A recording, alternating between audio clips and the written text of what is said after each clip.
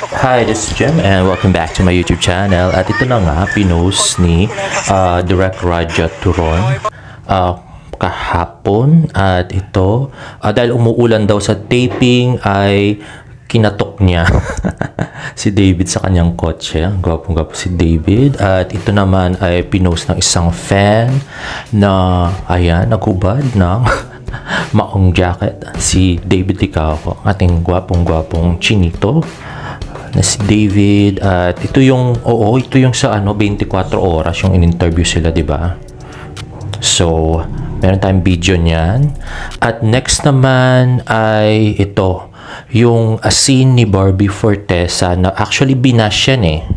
Binash yan ni Bailon ngayon. Sabi, waterproof daw ba yung si Barbie? Bakit daw hindi nabasa yung buhok at saka damit? At ito na nga.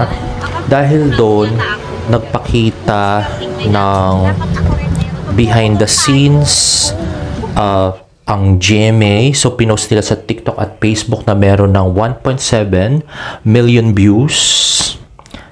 Ngayon, no, nag-viral to. Pinakita kung paano ginawa yung scene na yon, no? So, ayan.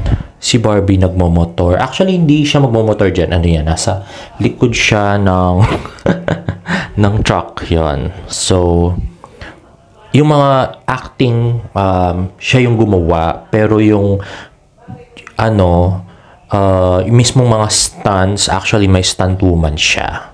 So, hindi naman kasi marunong magmotor si Barbie, no? Hindi naman kailangan, hindi naman required.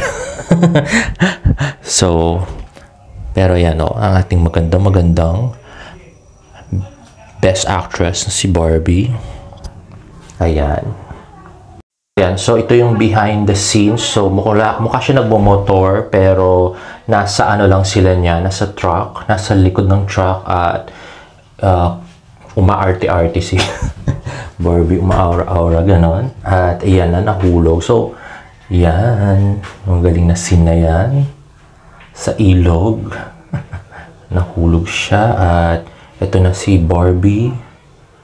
Ayan. So, pinakita kung paano ginawa yung scene na yun, na baba siya ni Bailon. Ayan, binasa talaga si Barbie. Ayan, kita naman. Binuhusan ng mineral water. At basang-basa siya. So, siguro natuyo na lang. Mga ganon-ganon. No? Doon sa, nung kinunan yung scene. Ayan, basang-basa. Diba?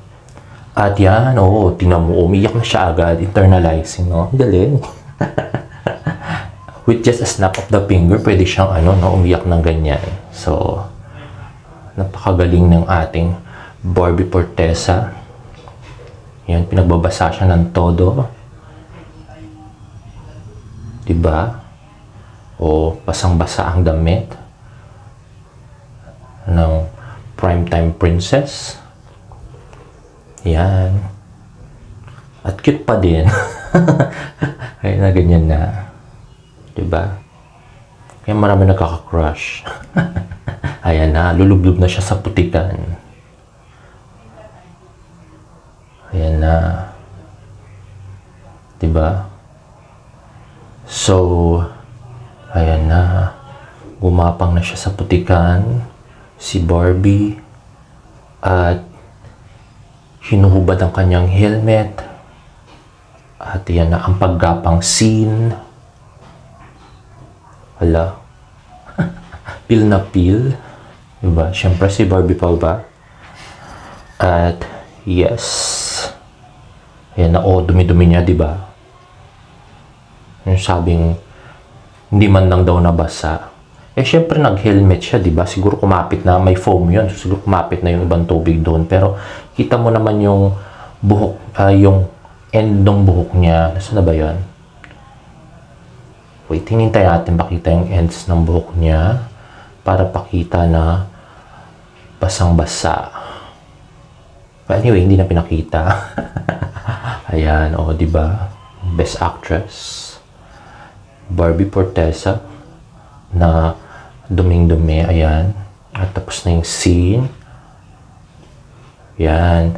Okay, so meron nga palang tweet si Barbie na Ayan, sabi niya, ang clingy pre Tapos sumagot naman si David na medyo lang pre. Yan, kagabi yan.